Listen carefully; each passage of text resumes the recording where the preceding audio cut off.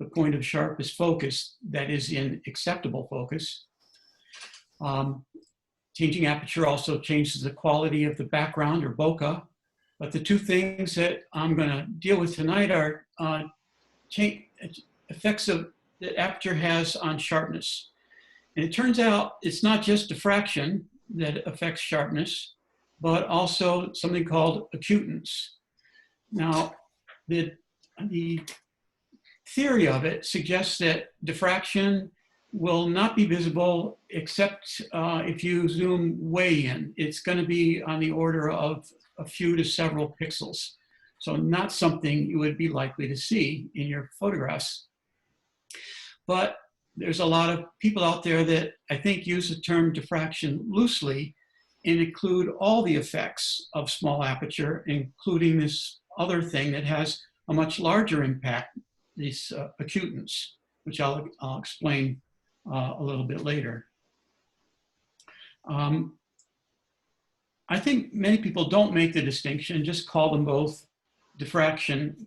For the most part, I'm going to try to avoid that issue by lumping them together under the heading small aperture, or the effects of small aperture.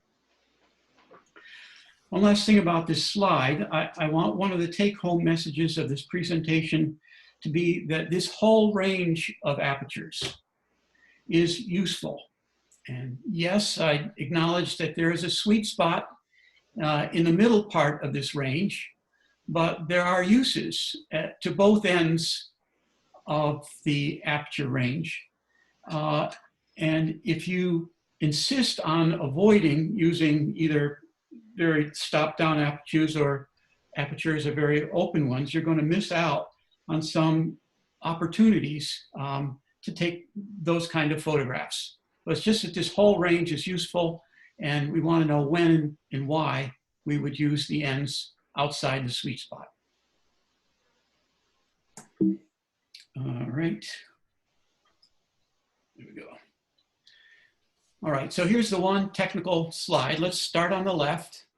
The idea of acuteness is that if you have a boundary between a very dark area and a very light area, if the transition between those two is very sharp or acute, then you have high acuteness.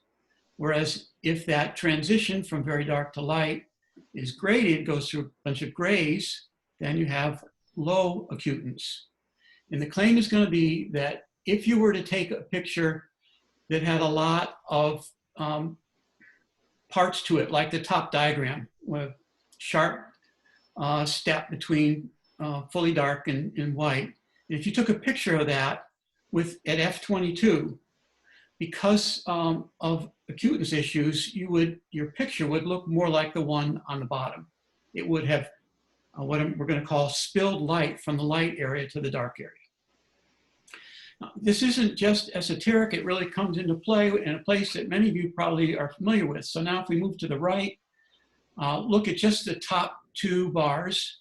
And if you're not already, move back, lean back from your computer screen 4, 5, or even 6 feet, and look at those two gray lines.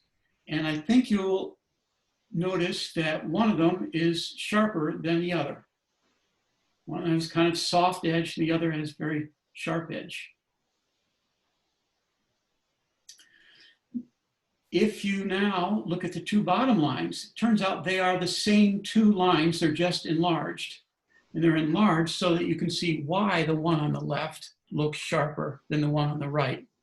And the reason is there's been a row of very dark and very white added to the edges of the light gray line, so that the transition from the dark gray background to the light gray stripe has been artificially increased. There's a sharper step there because of the addition of those two stripes.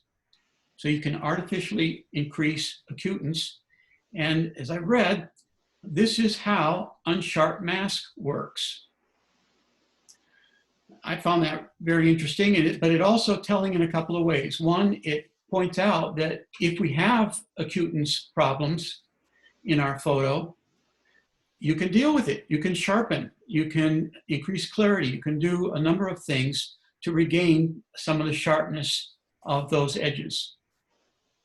The other thing this does is tells us where to look to see the effects of small aperture on sharpness, and that will be at the boundaries between light and dark areas, particularly in detail. So this is one of the key insights that Bill Case gave to me. I was trying to figure out, well, how do you see this? And the most obvious place to see the effect of the small aperture is in a sun star. To make a sun star, you stop down. And this picture is stopped down to f/22. Where am I now? Right, so the light, what's happening is the light is spilling out from the lens around the edges, so it's spilling out from the bright part of the sun into the dark parts of the sky around it. And it's that light spilling effect of small aperture that we're going to emphasize or focus on, because that is where we're going to see the effects of small aperture. A sun star is intentionally made for dramatic effect, but in other photographs, this light spilling effect of small apertures can degrade the contrast and sharpness. And it's not just happening at bright lights, it's happening throughout the photograph, but to greater or lesser extent, depending upon the detail and contrast of that part of the photo. It doesn't take a bright sun to see these sun stars. Here in this picture of Little League Baseball, you can see it around each of the several lights on the field. And I just put in a couple more sun stars, partly I like them, but also to emphasize the fact if you ever want to lose the track of what the core of the issue is, it's this light spilling effect of small apertures that we actually use on purpose to make sun stars. So with that introduction, what I did was I went out and I photographed a large number of different scenes, making pairs of photographs. One of the pair being at f5.6, which I took to represent the sweet spot of my lens. And for this, I used mostly my 24-70 on a Nikon, and f5.6 and f22, which I'm thinking would be the place where I would be most likely to see this effect of small aperture on sharpness. Now, these pair is a giveaway. You can see from artifacts which one is f22 and which one is f.56. In particular, look at the lens flare and the quality of it here compared to here on the left. On the right, it's spread out and sharper, and that's the giveaway that the one on the right is f22. And you can also see these little spots all over the sky and the building up at the top, and that is also a result of light spilling out and spreading out. Also, apparently I have some dust on my lens for this photo. But now, having given it away, can we see it in some other part of the photo? And from what I've said before about Acuteness, or Acuteness rather, we ought to be able to find it in detail where there's contrast in this brick part of the wall, comparing the one on the left, which is f5.6, to the one on the right, which is f22. Now, I'm not going to zoom in except for this one picture, but I want to make sure we're all looking at the same thing. So I'm going to zoom into this area just above and to the right of the window here. And then I'm going to zoom in again, and once again, just above and to the right of that window. You can see the window, the little bit of the window here in each of these two pictures. And at this level of zoom, start by looking at this big black brick here. I think the one on the left is clearly darker than the one on the right. The lines between the bricks are fuzzy, not nearly as sharp delineated as they are on the left. And in these two bricks up here that's white with black detail in them, you compare those left and right. And I hope you all can see that the one on the left at f5.6 appears sharper.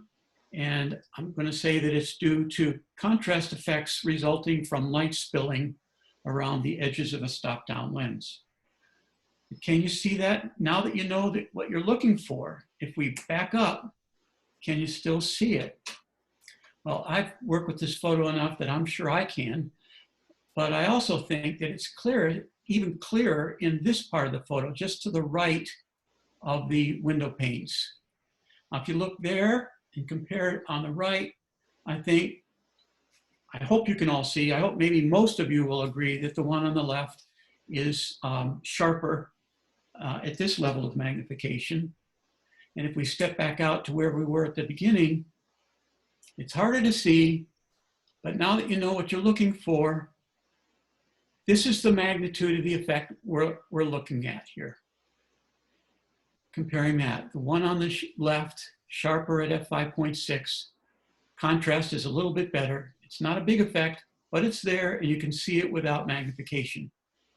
I hope you can see it. I've convinced myself that I can. I also think it's sharper in the window panes, in these the frames around the windows. I think that's also obviously sharper on the left than on the right. Let's look at another example. Whoops, here we go. And to see the other example, I'm going to move into Lightroom and look at some of the pairs of pictures that I took to try and see this effect. Okay, one of these is f22, one of them is f5.6. I focused on the steps right in the front, so this whole plane of the facade should be in focus. That's the area that is in sharpest focus, and that's where we're going to look to see this effect of small aperture on sharpness. Now, if you're having trouble seeing it, let me suggest that you look up here at the letters, natural science, left and right.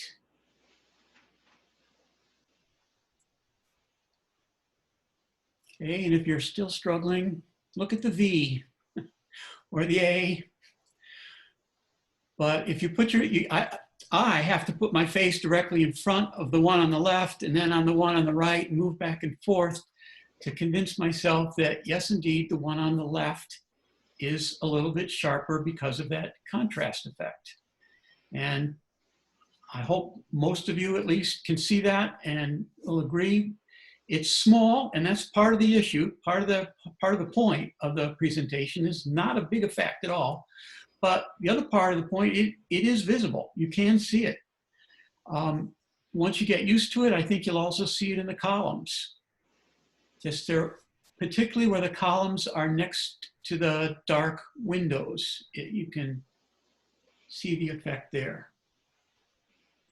Now, I took these pictures and lots of pictures of facades of buildings in an effort to eliminate the effect of depth of field, so that people wouldn't see, the loss of depth of field when you're wider, and use that as a clue somehow that would, even without their realizing it, say, oh, that's the one I know. That's more open. That should be sharper. But facades aren't what we usually shoot, not the most interesting thing for most of us, and certainly not the most interesting thing for this issue. The effect of small apertures is going to come up mostly in landscapes. So I next moved to see if I could find some landscapes that showed this. And I tried a whole lot of different things. And the thing that worked the best was in a graveyard. In particular, this particular gravestone, which is locally known as the Black Angel. And I think high school students go here and freak themselves out at night. It is kind of spooky at night, I'll tell you. In any event, one of these, these are both at 26 millimeters. The previous building facade was at about 54 millimeters focal length. And that's going to turn out to make, have an effect. Once again, I'm going to ask, I'm focused on the letters, on Rodina Feldervertova and Nicholas Feldervert, Teresa Feldervert, those letters. That's where I'm focused.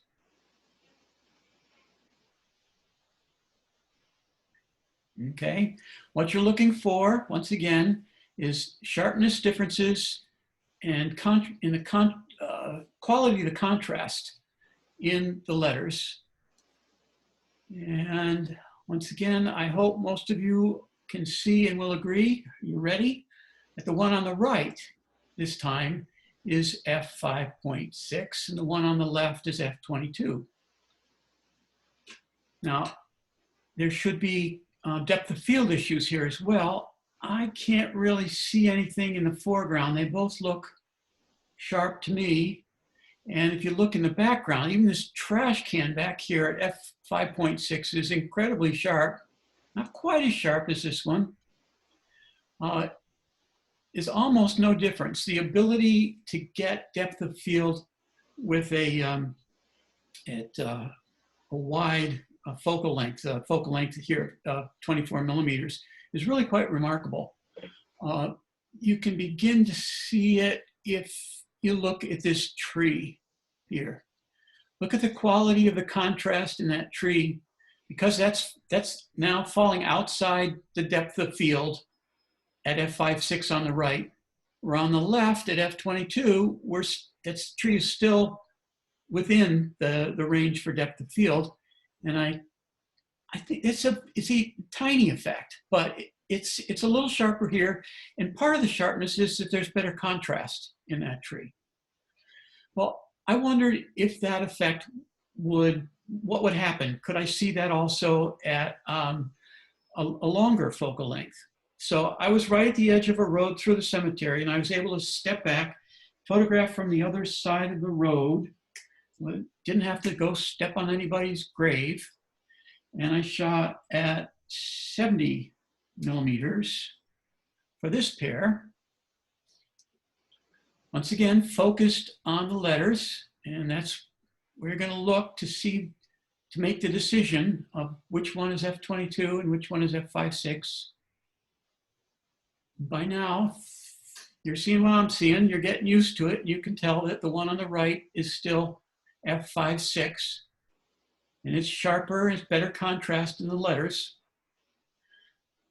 Here, though, I can see a little bit of difference in the foreground. It's sharper in the foreground with f22. Not a big difference. But now if we look back in the distance, look at these trees back here to the right of the statue. Compare, you can clearly see the fall off in depth of field on the right at f5.6 compared to the left. But if you go back, here's going to be my telltale. These trees, the green, white with black in the middle trees, the blurring of those trees, because it's out of the range of the depth of field at 70 millimeters and f5.6, it's kind of not as sharp contrast and blurry compared to the one on the left at f22, where it's better. So it looks to me like the effect, the gain that we got in contrast by using f5.6 at the plane of focus is clearly not applied throughout everywhere in the photo. As you get outside the depth of the field, you lose that. In fact, it looks like it may reverse itself. So I want to try a little bit more. I couldn't step immediately back at this point because there are all a bunch of gravestones there. I didn't want to walk on them, but there was this road, and it circled and wound around, and I was able to walk back along that road and set up my 400 millimeter different lens telephoto and shoot from about, I think I was about 35, 40 yards away. Once again, I'm focused on the letters. So that's where we ought to see the effect of, the effect of small aperture on sharpness, the diffraction, if you want to call it that, Acuteness, or whatever you want to call it, I don't care, but small aperture on sharpness. And once again, I think you're ready to agree, I hope, that the one on the right is sharper, has better contrast in the letters. But now the fall off in depth of field is more dramatic. If you go back and look at this gravestone here to the right of the statue graph, you can still read at f22 on the left whereas at the right, it's all blurred out. But now look at the tree. The contrast in the tree is blurry, and because it's blurred, it doesn't appear as sharp compared to f22. So there is also this effect of focal length on sharpness that mediates how much of, or where in the photo you're going to see the benefit of shooting at f5.6, or conversely, where you see the downside of shooting at f22 on the left. Okay. Now, it was at this point that I remembered to think about Mark Rasmussen's advice, and not to just look at the downside, but to look at the positive effects, or the positive uses rather, of small aperture. Now, this photo I took in 2011 on the first trip I took with Mark Rasmussen, and he was approaching this site, encouraging everyone to shoot, stop down and get close to the foreground. And I was just sort of on the edge of picking this up, and I said something to him about, shouldn't we avoid shooting at small apertures? And he said, no, don't worry, it's a small effect, but what you gain in depth of field far outweighs in importance what you lose because of the effects of diffraction or small aperture. And what he means, I didn't fully believe him at this point, so I went to f19 thinking I dare not go all the way to f22. But at f19, even, you can see fairly close to the sand, excuse me, you can see the small leaves, the small sticks, stones in the water. You can see the texture in the sand. And I'm right down close to it. But what's, I think, fascinating about this photo is that if you let your eye go back through it, it's still sharp here in the midground. Those rocks, still sharp. And as we go further back in the midground, you see the individual leaves on these trees, and it's sharp all the way back to the face of this mountain and into the distance. We haven't lost any sharpness. f22, it turns out I was shooting very wide on this one. I think it was a 12 millimeter, so I was very wide. I don't even own that lens anymore. Now, it's also true that I did a lot of post-processing. I did sharpen this photo. But as I previously said, that's one of the things we can regularly do to recover or undo some of the effects of this adverse effect of small apertures. And I worked with clarity and contrast and equaling the exposure in all parts of this photo. So I really worked on it to make it pop. But if I didn't tell you that it was f19 and destroyed by diffraction, I doubt that you would guess it. I have a few more of these photos just so you see the kind of uses. A lot of them are flowers. This one is of King's Crown in the Snowy Range. Just as close as I can possibly be with my 24-70 away from these King's Crown flowers. I probably was focused about here in the middle. I probably should have been focused more closely toward the back. This brings up the whole issue of hyperfocal distance. Could be a topic for another meeting if someone else would like to take that on. I think that could be very interesting. But it's sharp. It's not perfectly sharp against the mountain back here, but it's certainly acceptably sharp throughout that range.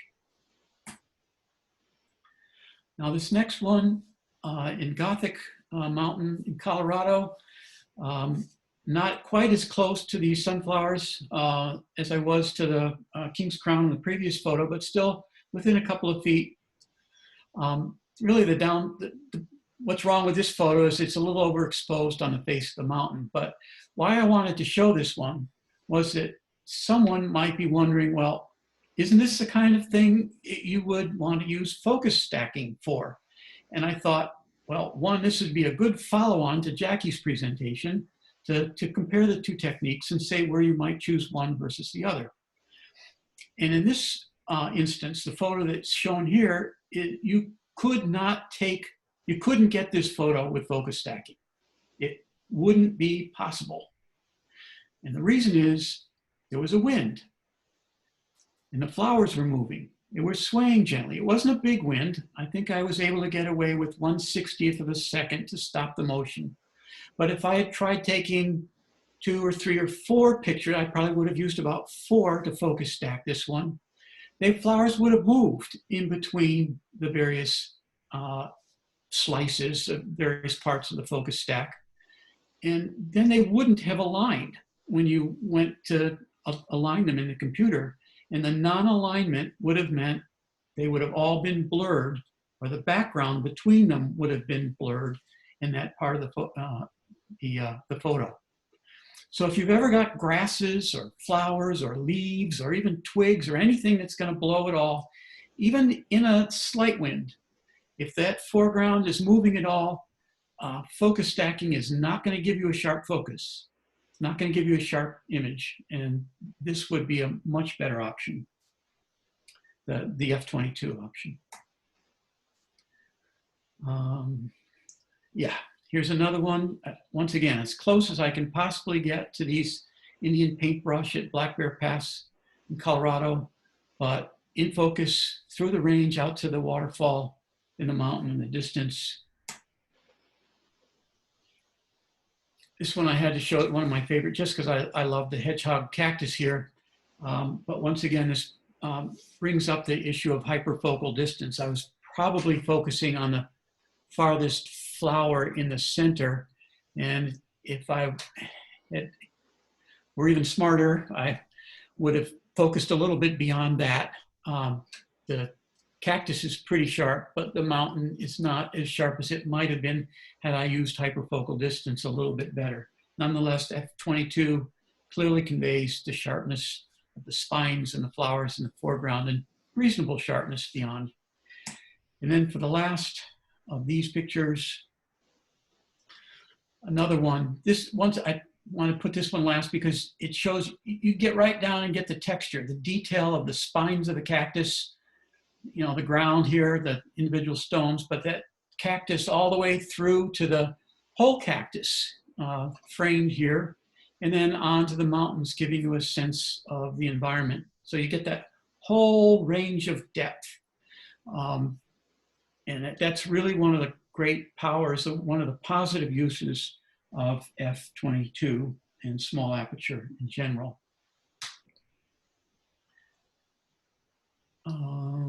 Okay, almost done.